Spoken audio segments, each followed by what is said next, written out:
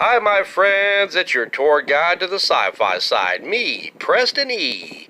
Today we're going to look at my top 10 favorite Mystery Science Theater 3000 episodes from the Mike J. Nelson era. Now, Mike served as head writer for MST3K for many years and took over the hosting duties from Joe Hodson when Joe left halfway through season 5 in 1993. Mike stayed on as host till the end of MST3K's initial run on the Sci-Fi Channel in 1999. Here, in order of their episodic appearances, are my top 10 favorite episodes from the Mike Nelson era.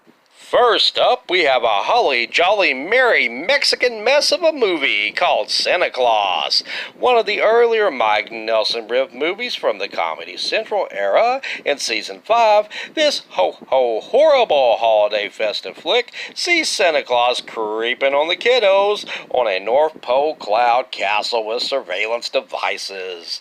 And your crazy conspiracy theorist uncle thought the government was creepy.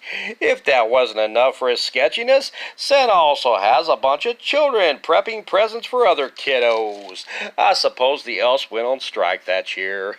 Anyway, old St. Nick, despite his creepiness, has only the best intentions in heart as he wishes to help the most needy of children who need holiday cheer.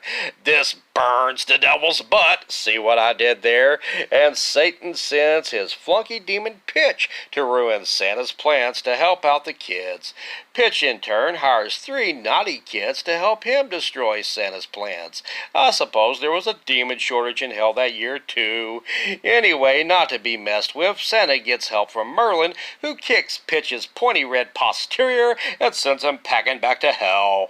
This episode is highlighted by an uproariously funny PC holiday song by Mike and the Bots called Merry Christmas, If That's Okay.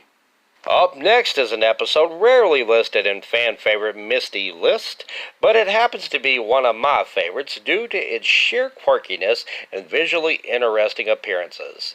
Village of the Giants, I feel as though, is a quite underrated MST3K episode and rifftacular movie itself that sees a young Ron Howard experiment with substances, no, not that kind, that makes living things grow, from ducks to hormonally charged teenagers. What a weird episode of the Andy Griffith Show.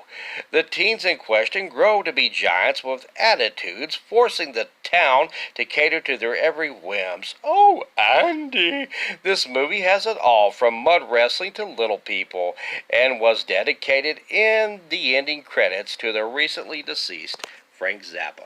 The next episode, and at number 3 on my list, sees us going to the Sci-Fi Channel as we now trade mad villains Dr. Clayton Forrester and TV's Frank for Pearl Forrester, Professor Bobo, and Brain Guy.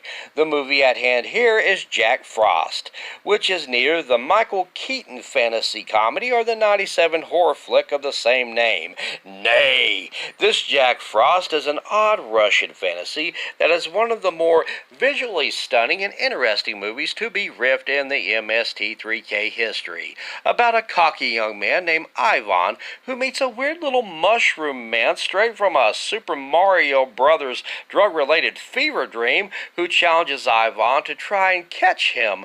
The little shroom fart disappears and wins the game, but offers a bow and arrow to Ivan anyway, who is pouting.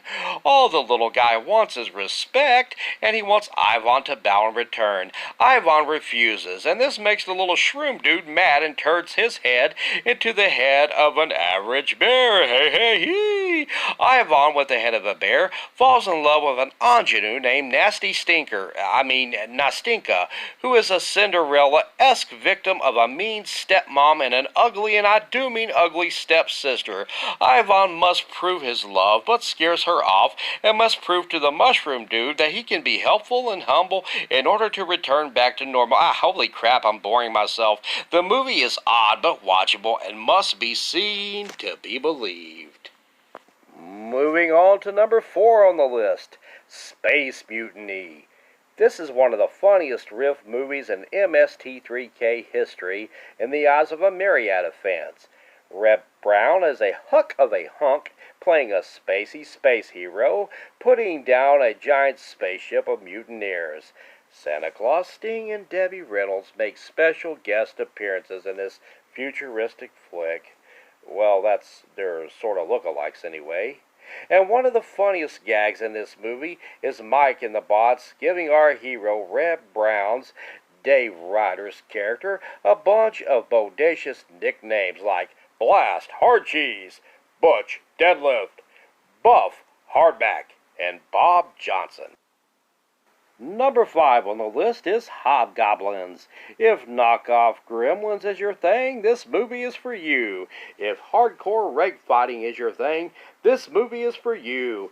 If cheesy 80s songs about pig licking or fish picking is your thing, this movie is for you too.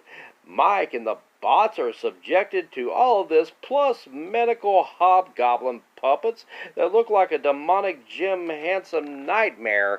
But man, do these little guys have ripped awesome abs. The hobgoblins are accidentally released, unleashing havoc on anyone who dares to get near them while living out their fantasies. This is awesome 80s coked up Reaganomics fun at its finest. Number 6 on the list is another MST3K fan favorite classic that is often heralded as one of the funniest riffs of the MST3K canon of craptacular cinema. Final Sacrifice sees a young lad named Troy seeking out the mysterious happenings of his father's death by the hands of a cult led by an over-the-top deep voice guy named Sartorius. The cult, learning of Troy having a valuable map belonging to his dad, begins to give chase. Troy hides in a truck to escape from the cult. The truck belongs to Canada's version of Chuck Norris, I guess, the mighty molded and mustachioed Zap Rousdower. This classic is one of the newest films riffed by MST3K from 1990. The Soul Taker is number 7 on the list. This movie has it all. Cheesy 80s goodness, a villainous Joe Estevez and Robert Zadar, 2 MST3K favorites, and a special guest appearance by both Joe Hodson and TV's Frank. This is another newer riff film from 1990. The film sees a group of teens who are involved in a car accident trying to get their ejected souls back before Estevez does as he pursues them, slower than my dearly departed gippy-legged granny. Rest in peace. Number 8 on the list is Merlin's Shop of Mystical Wonders. While Diabolic is technically the final episode of Mystery Science Theater's original run, Merlin's Shop of Mystical Wonders wasn't aired due to legal complications after the actual series finale Diabolic. This is another newer movie to be riffed, as it was only 3 years young at the time Mike and the Bots riffed it.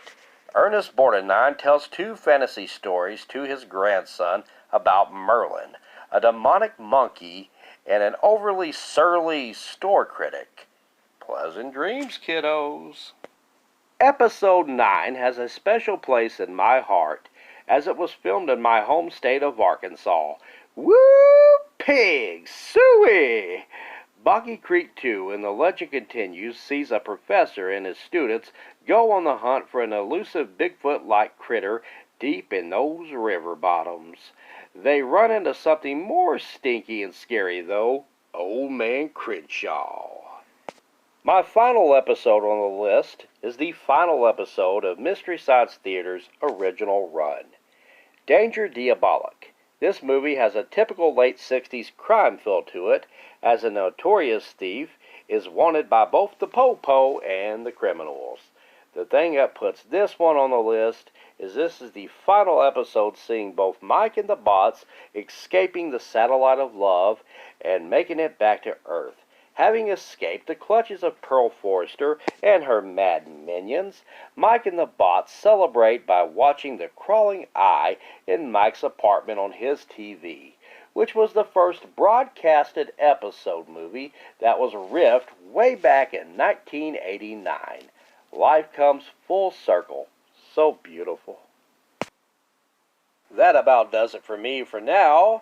Did you agree with my list? Disagreed? Comment below, like, subscribe, and share. I've been Preston E. Garrison, and I